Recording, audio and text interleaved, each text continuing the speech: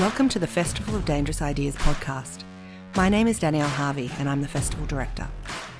Over the coming months, we look forward to sharing with you the audio recordings from the 2022 festival.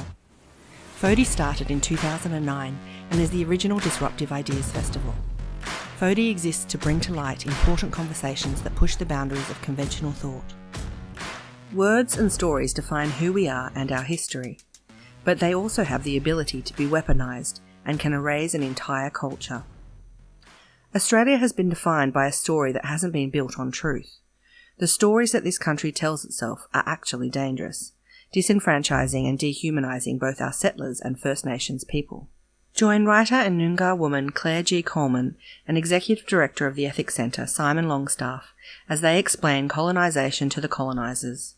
This is the FODI 2022 session, Words Are Weapons.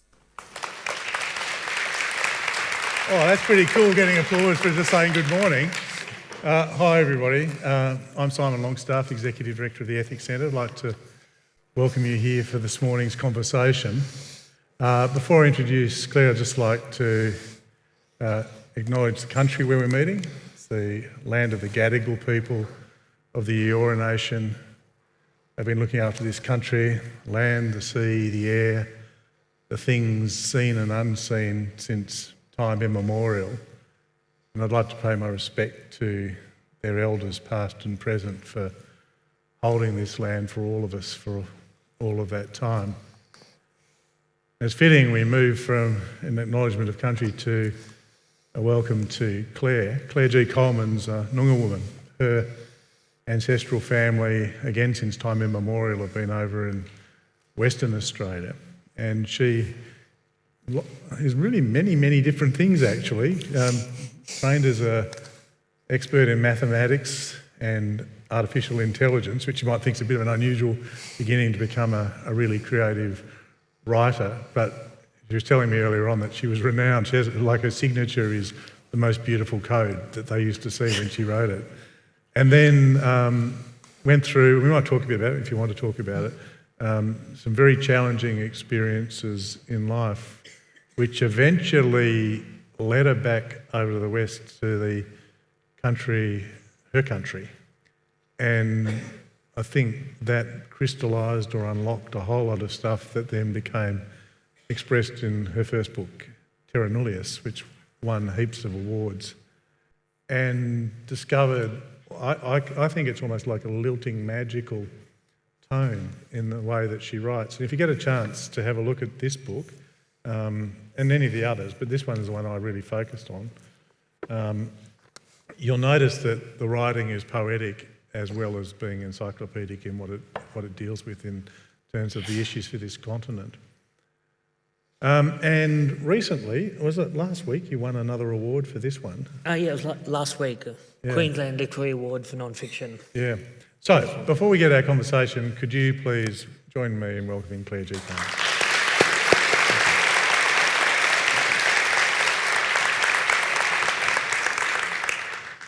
You don't believe that sticks and stones may hurt my bones, but words will not harm me. Your dangerous idea is that words really are weapons. Yep. And they've been used as weapons, and they can be used as weapons. Do you want to just start off with when you first realised about their power to be so damaging? Well, I think we're all aware of the power of words to be damaging. And I think when people say that words don't hurt anybody, it's kind of this like epic level gaslighting, because the people who know that know words hurt people. I can use a classic example which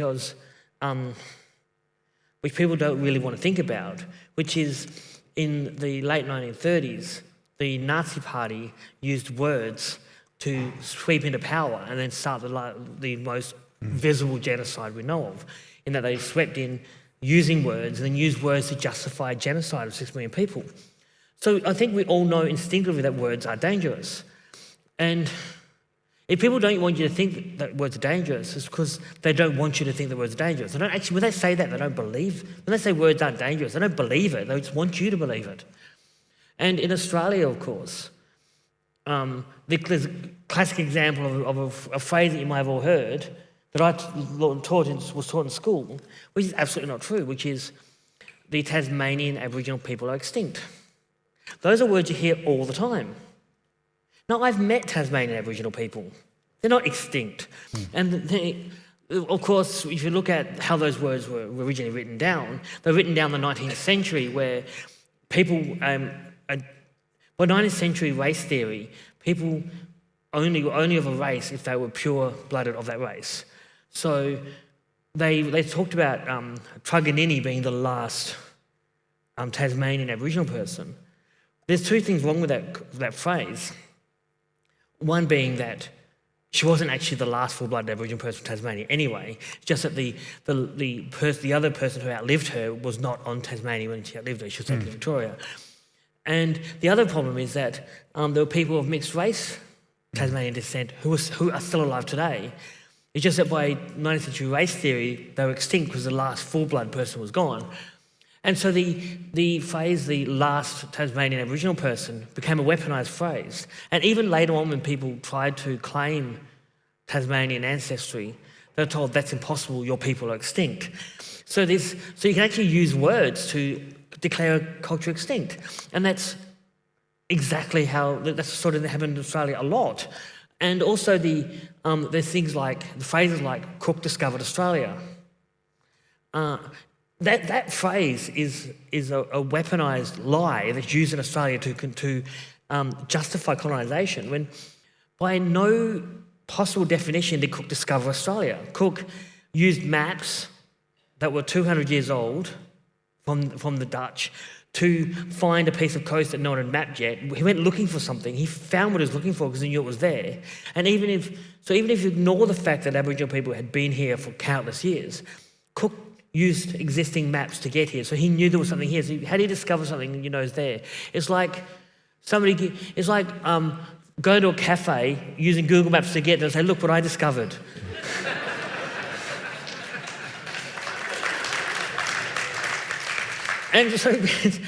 And of course, those words are still weaponised. They still use them today, even though deep down we know they're bullshit. Yeah. And the people who use them also know it's not true. They do. They know it's bullshit. Yeah. Just on the Tasmanian connection, we had Jackie Lambie, who's a Palawa woman, up here yesterday, and very much living proof of that sense in which Tasmanian Indigenous people have been denied even that they exist. Can I talk a bit about bones? Mm-hmm. Because when I first got into the book, I didn't really know what I was going to expect, actually. But I got into this incredibly powerful lilting prose where this phrase is repeated again about bones and about connection with country and things like that. And it has a really strong personal connection to your family in terms of the history. So maybe can you just tell us a bit about the bones and the country and the story around that? Well, one of the core phrases in the book that inspires a lot of it is two lines of verse, which is, I have no home but the home in my bones, and the bones of my family scattered down the creek. And that comes from the idea that when I wrote those lines, I was actually physically homeless. I did not have a place to live. And I was visiting my ancestral country, and I heard the story of when a creek flooded and washed bones out of the creek bed, out of the banks of the creek, and scattered these bones. And the bones were from the massacre. And so this concept of having a home in your bones, but your ancestors' bones also scattered there through massacres. And that comes down to this thing that people often talk about, which is your country, the place where you belong, is a place where your ancestors' bones are the land. And for Aboriginal people, that's a very literal thing. Our bones have been there for 100,000 years. They are literally in the ground everywhere you go. Think about how many bones are 100,000 years of bones. That's a lot of bone material, if you think about it that way. So this kind of that, and then of course that, and those two lines about the home in my bones. That was a two lines of verse that was stuck in my head for a couple of years, and I kept trying to write a poem around them to use those words, and it never worked.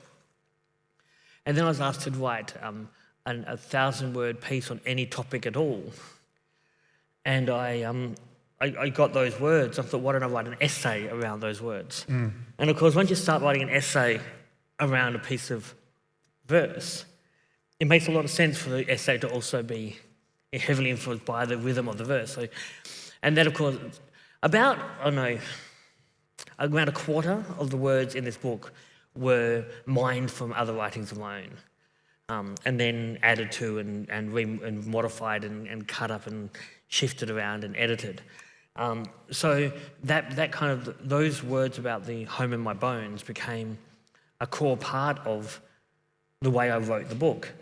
But conceptually, it's also part of what how I see Australia, which is Australia is a place where not only are for First Nations people our ancestors' bones literally the ground on which we walk, and our ancestors' bones in the spiritual sense in the what they call the Dreamtime stories. Which, if people don't know this, a lot of the stories talk about someone literally turning into stone and becoming the bones of the land. So the bones of the land are our people, and the land is our beloved family, and the bones of the land are the bones of family.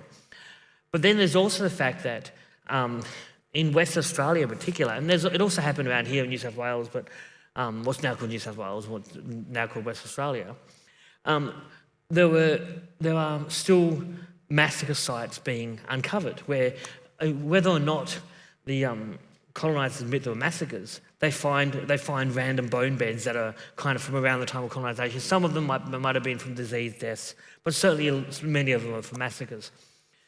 And there's a great concept from that people come up with, which I can't remember who said it first, but Australia is a crime scene. That if forensic anthropologists came to Australia, they'd find heaps of evidence of the denied massacres. So it's like kind of if you're talking about the bones of story, what's down deep in the bones of who you are, and the bones of country, and the bones for massacres, kind of this idea of bones connects so many different threads once you start digging into the bones of it. We talked about your prose earlier on, and you had this line which you think might have been from someone else about writing beautifully about ugly things. Yes, I think it might have been Maxine Benjamin Clark who said it. Yeah, and you were told really by your family not to go back, to stop in the country because of the terrible memories that invoked. Yes, I was told my ancestral country is actually such a notorious massacre site that I know of relatives who said where our family are from, and the first response from other Noongar people is, "Oh, I'm sorry." It's like that you're from there when they know. They're from there because that's the place of mourning, and it was always considered a taboo place, and the idea of our country being taboo is something that's kind of unfolding through that story throughout West Australia. That and people forget that kind of the story of people think of Aboriginal culture as being the culture before colonisation. But the culture after colonisation is still Aboriginal culture because we're living in. So therefore, the massacre can be part of our family story and part of our culture. And in my ancestral country, it's a massacre place, and it was a taboo place. So they said there's so much death that if you drive through there or get out of your car there, the death stuff will get on you.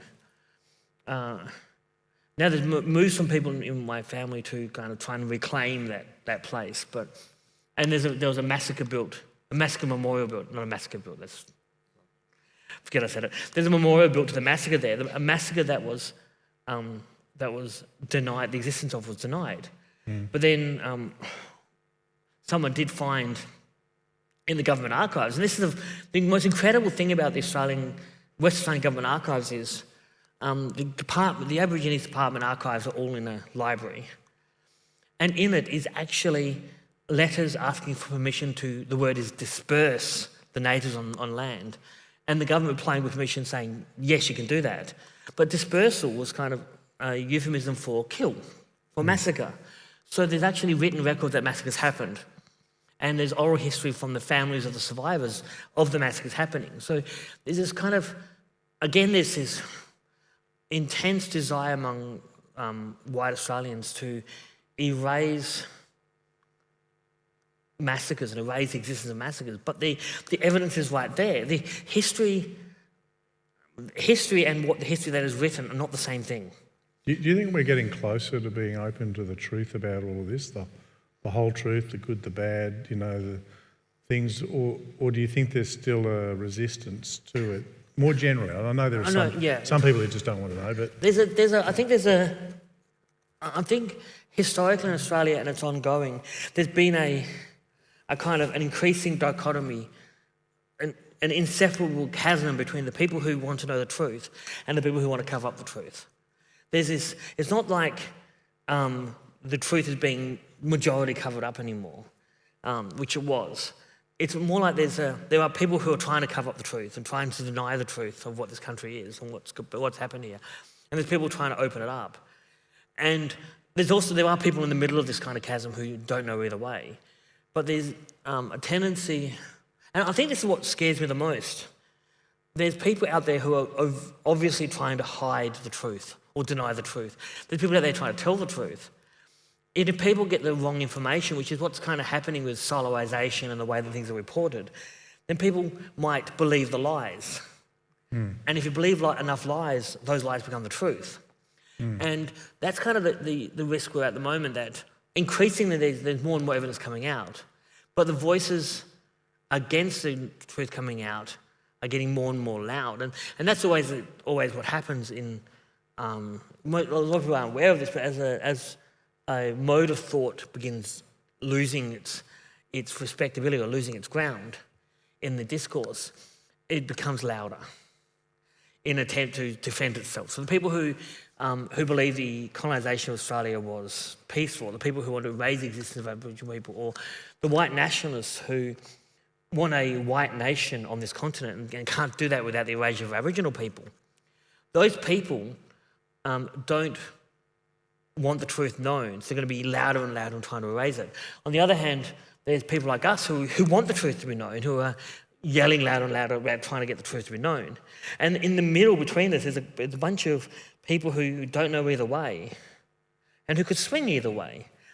And people often ask why I get so loud when I seem so often to be either preaching to the converted or arguing with people who aren't going to listen.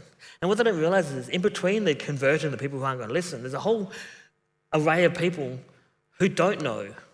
And if there's no voices like ours yelling at them about what the truth is, they will never know. And they'll maybe shift to believing in the lies more. So what's it like? I mean, I was talking yesterday to Stan Grant and Sisonke about, they're talking about their experience. I remember going to the Jewish Museum here in Darlinghurst, where there were very few left now, but the people who had been, taken to places like Auschwitz and tattooed, and they would turn up every single week and they would take people, show them that, tell their story, and what it must have done to have to relive. You've words are weapons. You've taken up the weapons. Yes. Now for truth, and we'll come to this kind of ongoing colonialism. But what's it like to have to do this day in, day out? Is it the same sort of fatigue? Do you wake up some morning and say, "Oh God, I wish I could let this go"? And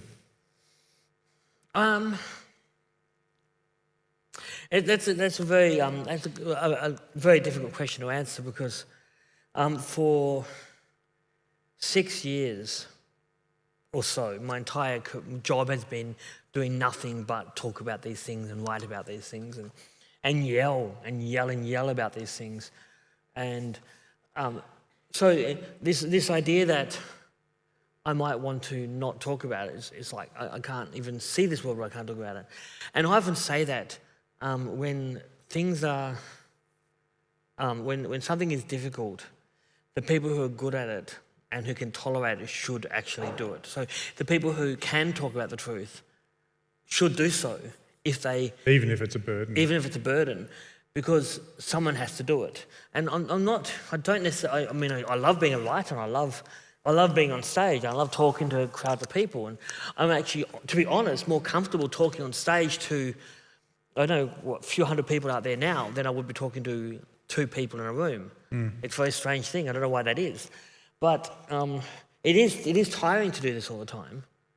But it's also kind of necessary, because I think we are at a crossroads in time where all around the world, various forms of fascist idealisation are coming to the fore again. mostly driven by the algorithms by Facebook and Twitter and siloizations online. And I think, we've got QAnon in the USA, which I think someone said 45% of people in America believe some of the QAnon. And you might explain that, because that's the most bizarre conspiracy theory imaginable. If anyone doesn't know what QAnon is a conspiracy theory. They believe that there's a secret cabal, sometimes they're lizard people, sometimes they're not, but there's a secret cabal in the world who are trafficking children and raping them, murdering them, and collecting. But basically running the world at the same time. But these people run the world, they're the government. And that this is my favourite bit, Donald Trump is the great saviour who's going to save everybody. Which is, it's so nuts. And the thing is that they, for example, they believe that there are, I think that someone said, they believe that there were 5 million children, trafficked children, in tunnels under Melbourne. Right, that's a lovely bit. And when we had that, when there was that earthquake in South Australia, they believe that that was that was Donald Trump's army blowing up the tunnels to rescue the children.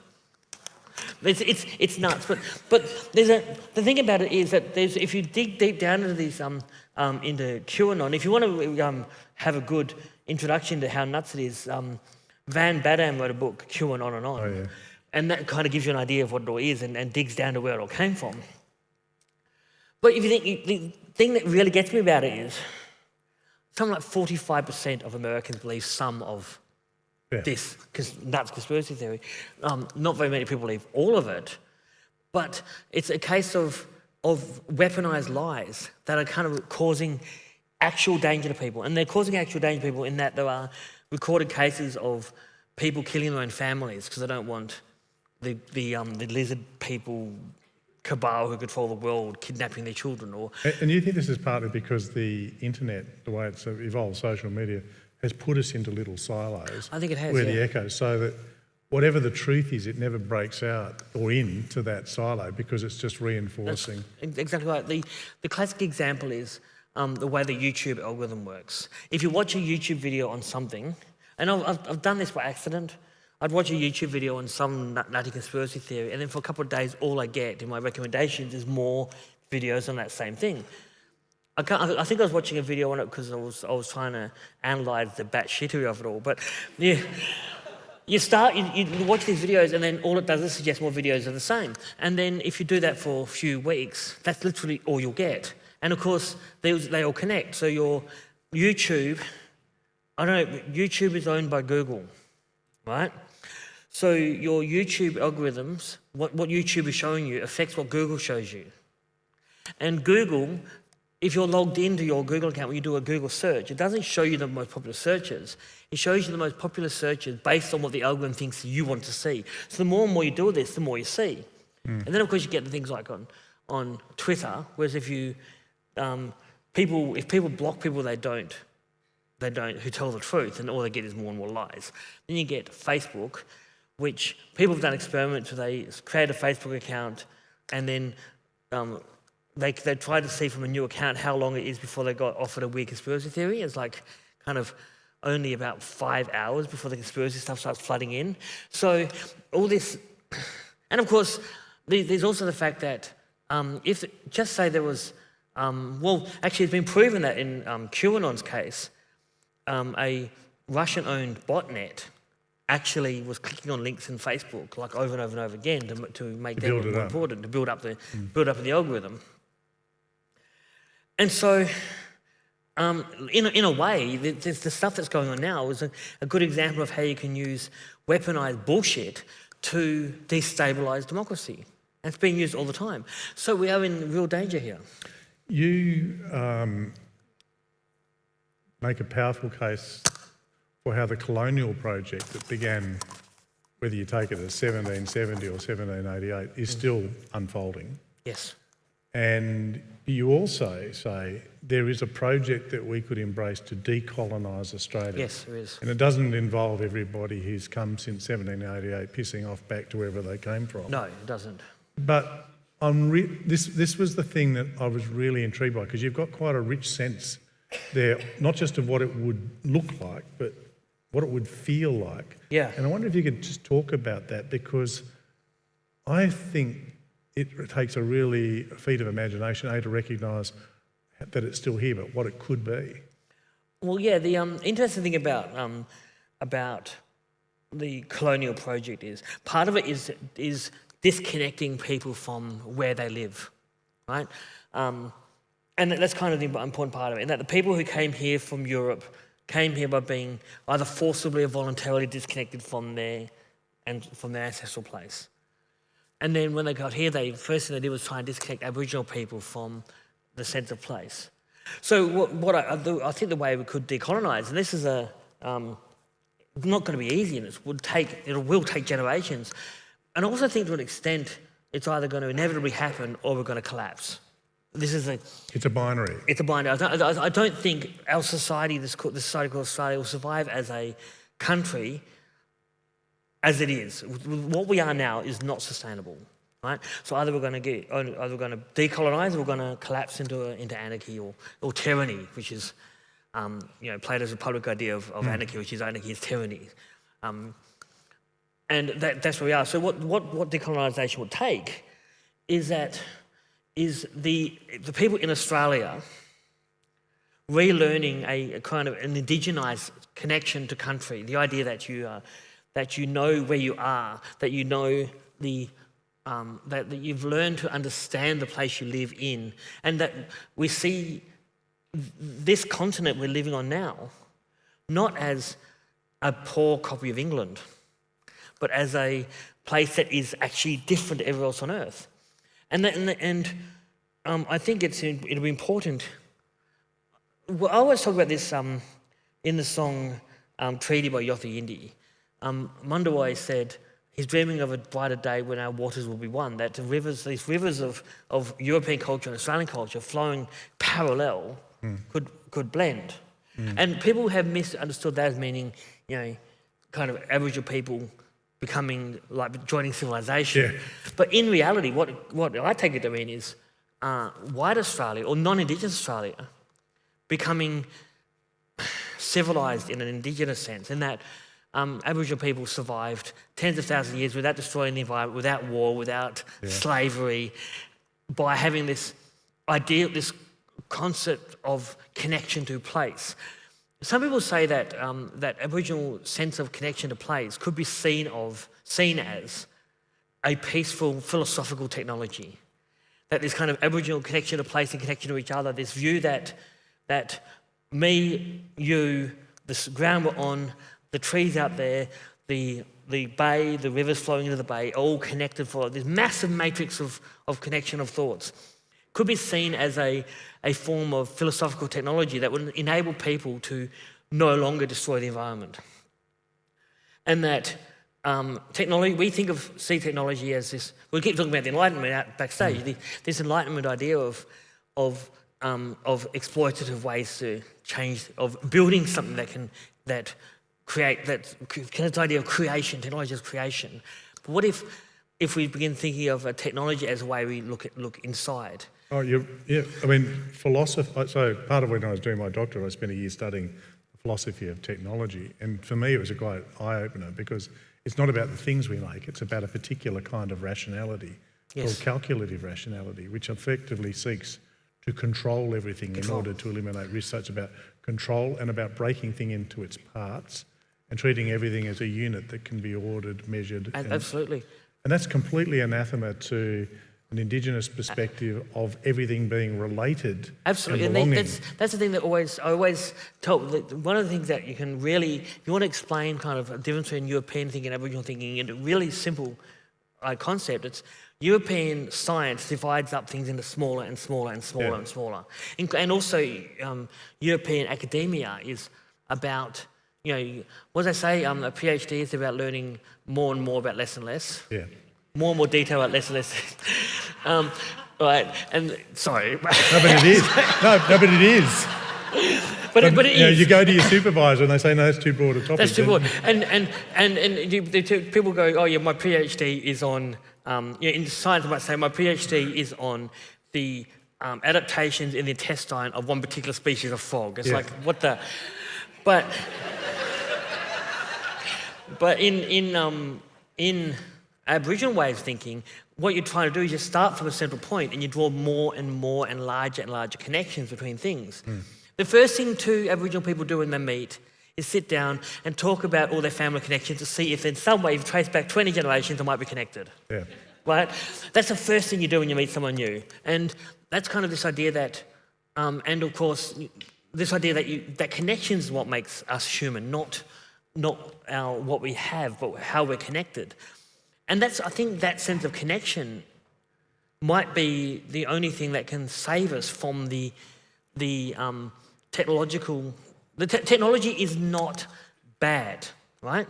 The classic thing I talk about now, which is my third novel, which is my fourth book, people talk about this. There's a dystopia and a utopia in my third novel, and they say someone said that I got this negative review when someone said that there's nothing in the technology I've got as saving the world, which is new technology.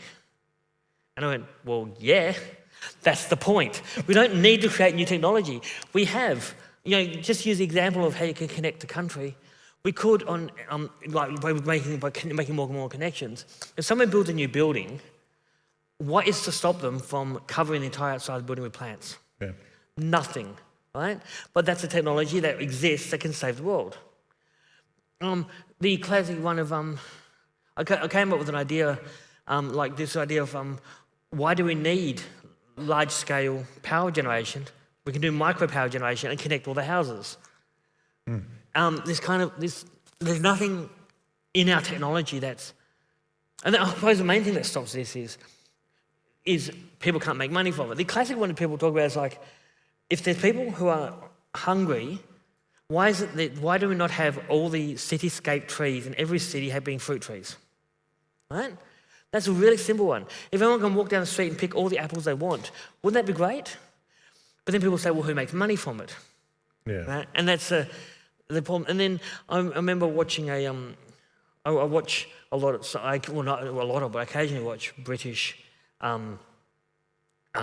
cooking shows. And there's one with Hugh Fernie-Whittingstall, and he was interviewing someone about this project they had of what they do is they get permission from the council to plant in a disused planter box next to a bus stop. They'd plant some veggies. Veggies, yeah. And someone said, "But won't someone come and come and pinch your veggies?" And they go, "Yeah." But then that person has some veggies. And that's kind of the thing that we should be thinking about. And we forget that before the colonial era, before the Enlightenment, we were talking about the Enlightenment before, the British had a connection to the village from which they came, or the street from which they came. Yeah. And now suddenly we've got this idea where people are considered to be separate from place, but we're not. So this seems to me a vision for Australia which is entirely within our grasp. There's nothing especially difficult about it. It's a question of perspective. I think you're right too. I mean, I worry, this is somewhat removed, but you talked about either we decolonise or die in a sense. I think there's a fair chance that in a geopolitically unstable world in which we live, that there will be people who don't like what Australia is or could be, who will try and divide and conquer, take our great strength in our multiculturalism and try and use it against us. And there's only one thing that I've ever thought could unite everybody in this country, which is the country and the connection. And very much the offer from Indigenous Australians, which is reflected in that song Treaty that you described, is a handout to say, why don't you come and join us in relating to this world? Yeah.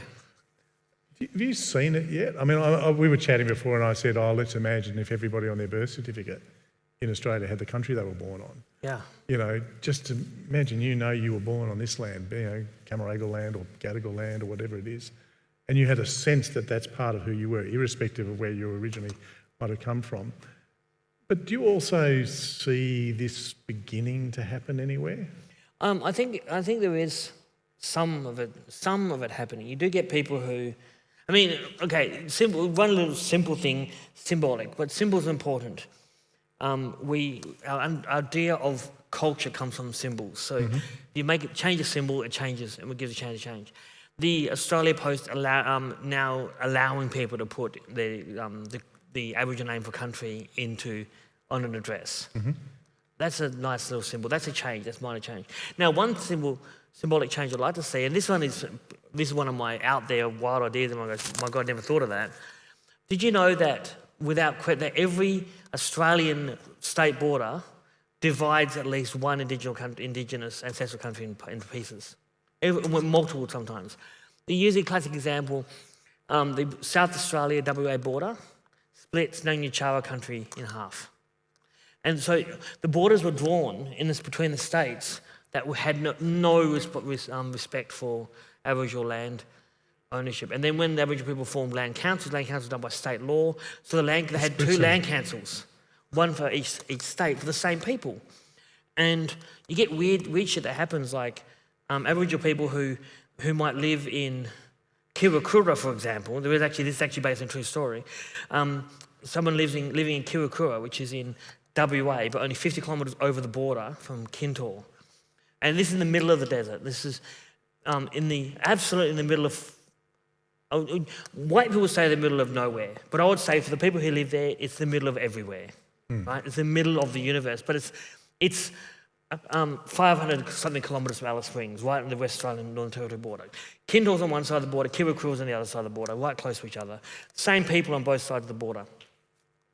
There was a man who he lived in Kiwakura, and he had kidney failure from diabetes. He needed dialysis, and he was told, because he was in Western Australia, he'd be enrolled in a dialysis program in Perth. And it was determined that in order for him to get to dialysis twice a week, it would be a 16-hour trip each way, right? And when he said, can I go to dialysis in Alice Springs? They say, no, you're not from the Northern Territory. Now, he's from his country.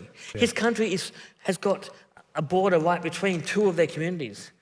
Wouldn't it be really smart if we could give a wild idea, if instead of having states, we had Aboriginal ancestral country as the borders, or just have no Western Australia. Yeah. Right? Maybe have a federal government. People say, well, why not? We don't need a federal, state, and local government. Why not have a federal government and governments divided by the Aboriginal land council areas? Yeah. Rather than local council areas. Well, and no states either. Yeah. And why not? Because there's councils there's Aboriginal landowners who have to make deals with multiple councils because the council borders go through the middle of their country. It's madness. Yeah. Hey, we've got an opportunity for people who want to ask questions. There's a couple of microphones down in the aisles. You can see one who's here and one on this side. Is there anybody who'd like to ask Claire a question? Yeah, straight up. Yeah, hi Claire. I'd just like to first say thank you for the education you've given me through both your fiction and your non-fiction, and to thank you for changing my worldview with your comment that colonialisation is not something that happened, but it is ongoing. I was wondering if you did touch on it earlier, if you could elaborate a bit.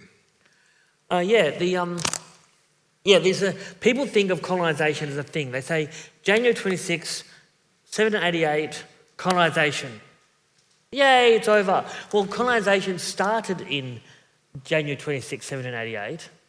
But I know the answer to this, so I'm not going to I'm going to make it a rhetorical question. The last Aboriginal people to see the first white people. Last Aboriginal people to be exposed to colonisation. People don't know when it was. 1984. Walker Taylor. Yeah. And so there's people out there who remember the first white people they saw, right? So colonisation at that point had not ended because there were people who hadn't been colonised yet. And they walked out, they actually walked out of the desert because they hadn't seen any of their family for 10 years. So when you think about that, then colonisation, and then the decolonial process in Northern Territory, Northern WA started in the 70s. So we got the handing back of land overlapping with the first people to leave their country. That just shows you that colonisation is still happening. It is, and of course, until we have land rights back, it's still a colony. Just the other day in northern New South Wales, or some in New South Wales, a 15-year-old kid was beaten up by the cops and ended up in hospital in handcuffs, or 15 years old, in handcuffs in the hospital, getting treated for a brain injury caused by the police. If that's not colonisation, I don't know what the fuck is. So there's all these things that prove that colonisation is still happening. And so people say that people talk about post-colonial Australia. We are not post-colonial Australia, we are peri-colonial Australia. We are a continent in the middle of a spasm of colonisation. And so we need to decolonise, but before we can decolonise, we have to stop colonisation. And so we need to stop death in custody. We need to give back land rights. Now, I'm going to throw to you the most stupid concept in Australian law. This one's like bloody hilarious. We had Mabo. Mabo, by definition, means that all land was Aboriginal owned, and then we had the government overturn Mabo and say that freehold title overrides native title. I disagree with that, but let's just let that ride for now because that's not important. What the fuck then is Crown land? My ancestral country, 80% of it is Crown land, right? Now, by the Mabo decision, that land belongs to my people.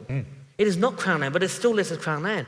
Now, we've got an adversarial land rights system where we need to go to court to prove that land is ours, to take it away from Crown land and give it back to us. But then it's still listed as Crown land, which there could be no such thing, because no land, according to Mabo, after Mabo, no land belongs to the Crown, yet we've still got Crown land. And in my ancestral country, in Noongar country, we have won our land rights case over Noongar country, but the government's tying us up in court, trying to stop us from doing it. They've offered us a land rights deal. They'll enable us to have, one of the things they're offering is access to Crown land. They're not offering to give it back, they're offering access to it. Now, if you think about that, that's colonisation. There's no other explanation for what that is other than this colonial idea that the now king, the king of Australia, owns this land. And by the way, if you want to know if you think Australia is not a colony anymore, who's the head of state? If you don't know, a colony is by definition, in the dictionary definition of a colony is any jurisdiction that is under the control of a foreign power. The King of England controls Australia in the letter of our law, although it's never enforced, which means until Australia gets rid of the royal family, we can't even start to imagine not being a colony. I think that one of the difficult... Yeah, please.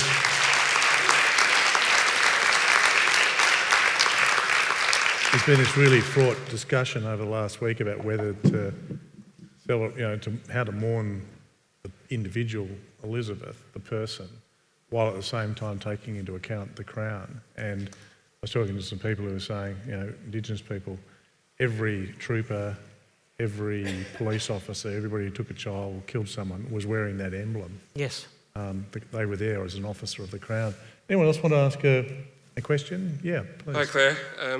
First, thanks for your writing. You're easily one of my favourite writers at this moment.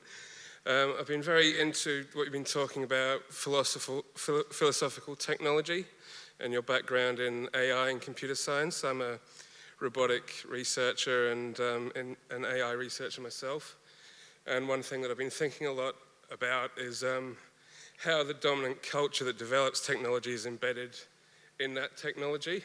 Yep. And we have AI emerging and becoming more and more part of our lives, whether we like it or not. And it's very much dictated by sort of white colonial, settler colonialism in America, where it's coming out of Silicon Valley. And a lot of the attitudes towards AI is about ownership and a servile relationship towards a technology that's becoming increasingly...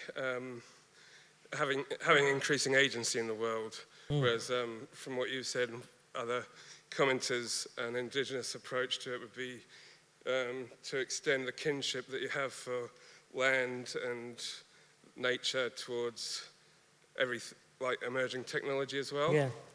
And the other aspect of it was with natural language being an increasing part of that technology, and it's largely monocultural, largely English-based, I'd like your insights on what we're losing through that sort of myopic approach and what can be done to sort of change that. And maybe if you know anyone that's sort of doing a lot of work in that area. That's a lot of questions.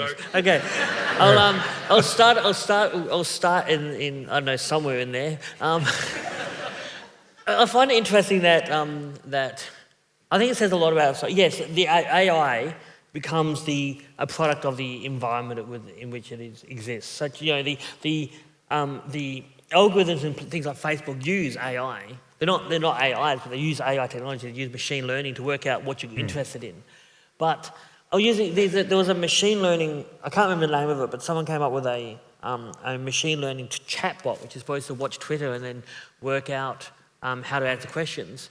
And it became an anti-Semite in about 16 hours or something. Oh, God. So it was Microsoft, wasn't it? Yeah, Microsoft created this AI and they let it loose and then it started quoting anti-Semitic memes only a few hours later. So AI is built out of us at the moment. And one thing I always talk about with AI, one problem I have with AI is firstly misuse, and it's really easy to misuse. The second problem I have with it is if we actually do manage to create a truly sapient artificial intelligence, which I think it's in theory it's possible, and it certainly would involve evolutionary algorithms, and therefore it'd probably be a fascist. But that's not the there. But if we do manage to create a truly sapient AI, we would then, because we are humans, and humans are a bunch of dickheads, people would immediately try to enslave it. But if it's sapient, it's got personhood. And so one thing I often ask is, what would be the point of creating, for example, intelligent robots? We'd have to offer them personhood because they'd be intelligent or sapient, and therefore we wouldn't be able to enslave them anymore. So what's the point of developing the technology in the first place? I think we have to think about the kind of the consequence of these things. And the issue is, of course, with things like AI studies, mathematics, moral philosophy.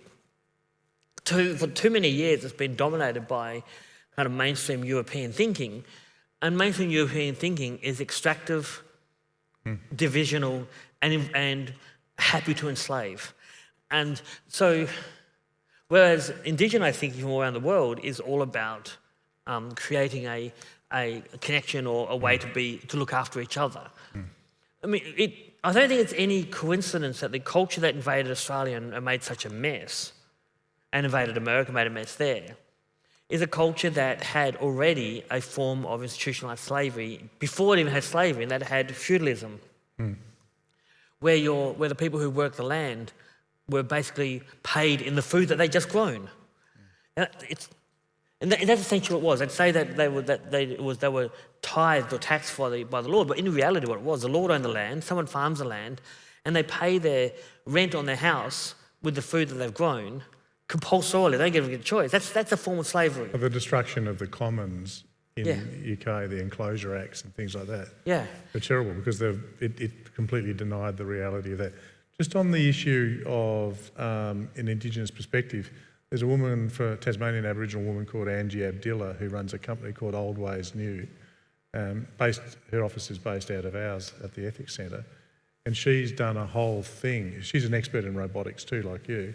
She's done a whole thing on country-based centred design, how you could actually take that out. So you might want to look at it if you're interested in how you could actually bring an Indigenous perspective to technology. Angie might be worth tracking down.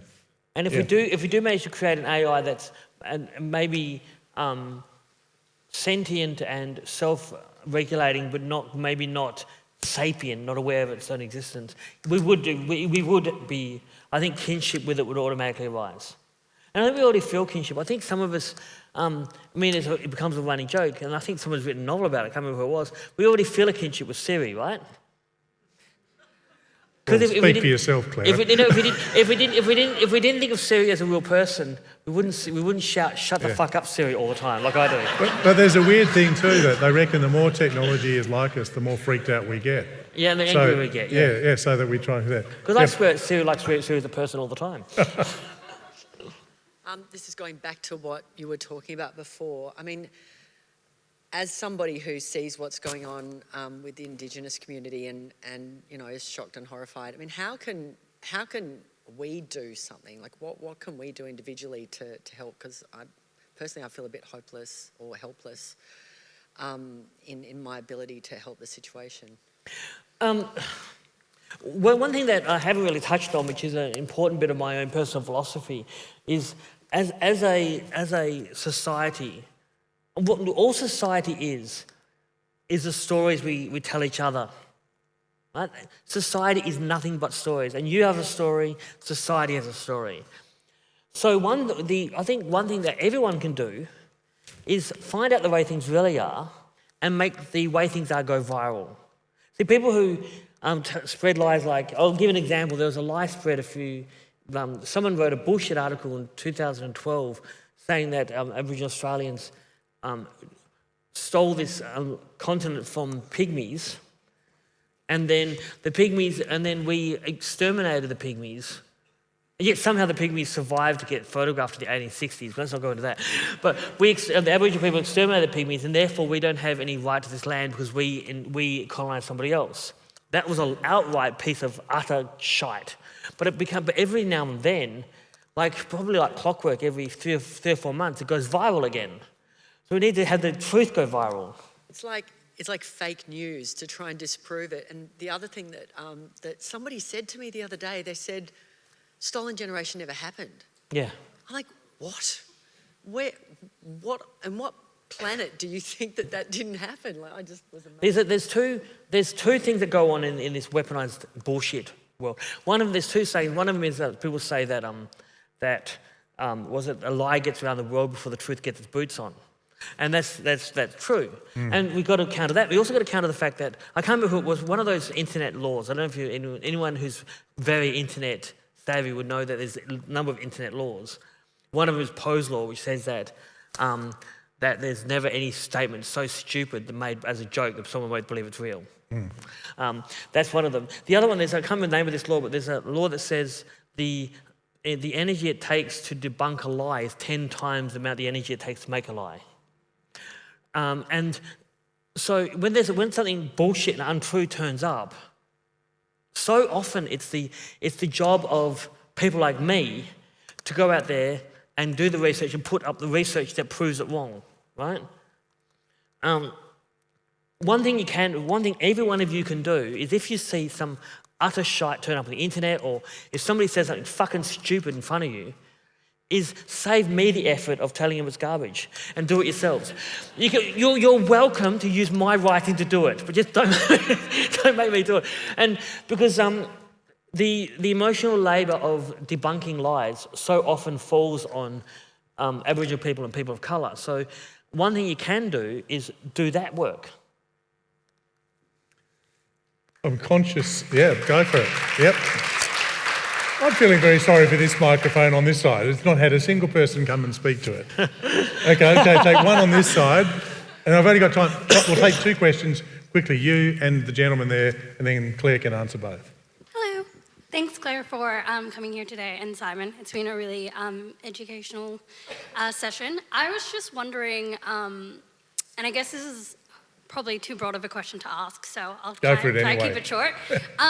Places like Germany and even I guess England to some degree are quite open to their history and acknowledging their history, but it seems like Australia still has quite a way to go. And I guess I was just wondering, in your opinion, why it is that Australia seems to be so lacking in that area? Why aren't we willing to acknowledge what's happened? Why aren't we willing to change the date? Why aren't we willing to do more in that area? Okay, thanks. Don't answer yet, because I get this fellow just to have his thing so he doesn't feel missed out. It's kind of a continuation of the last question, really. In the last week, Indigenous X had a lot of problems with people having a go at the person who was looking after it for that week. You yourself, Claire, speak a lot on Twitter about TERFs and working with that. How do we improve social media as a whole? What can we do? I'll try and bind those two things together in 1 minute. I'll try. Okay. Okay. The reason Australia's history is not studied much, Australia's history is so full of garbage, is because Australia doesn't want to know its real history.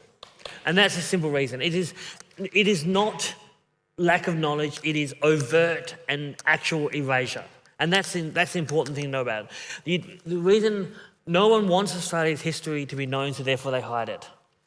And the way to counter bullshit on social media is to, if you see something, I know that it's hard to stick your neck out on social media. You stick your head up and you get piles on by it. You get brigaded and it's shit, right? But if you think about the fact that people are already getting brigaded, and if you don't know what brigade is, that's when somebody goes onto some secret communication method and then tells people to attack someone online and everyone turns up at once. If you see that happening, you can also arrange a brigade to counter that. Or just counter it. Stick your neck out. For one thing, the reason these people do what they do, like the terrorists, the racists, the fascists do what they do, is because they think they're the majority. If you go out there and say, you're talking shit, then they know that they've got resistance.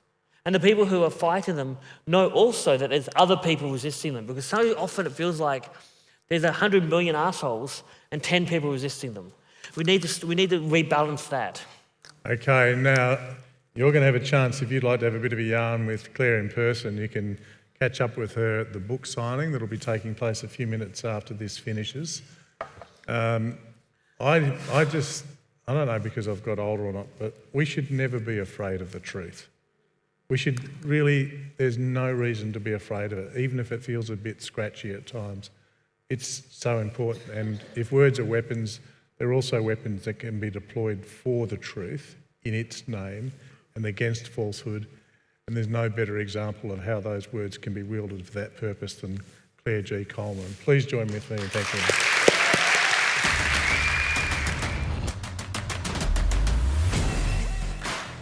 The Festival of Dangerous Ideas is presented by the Ethics Centre. The Ethics Centre delivers programs and experiences designed to bring ethics to the centre of our life. We offer counselling for individuals, leadership and development services, events, courses and educational resources. As a non-profit charity, we rely heavily on donations and memberships. Please visit the Ethics Centre website to find out more. Thank you.